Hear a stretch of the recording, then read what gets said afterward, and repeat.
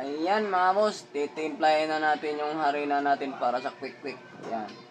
Para ibambalot ng quick-quick natin mga boss. Ayan. Meron tayo ditong 4 na kilong harina. Ayan mga boss.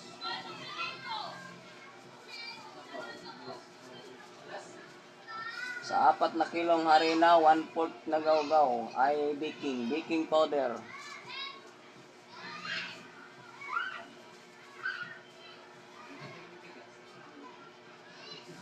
Pang kulay. Ayan, kulay orange busing.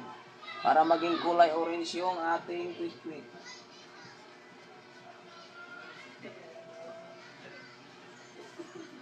Kalahating kutsara ang pangkulay busing.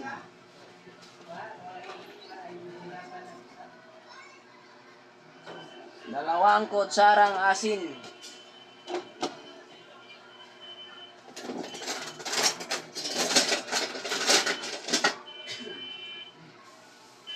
Saka halo-haluin.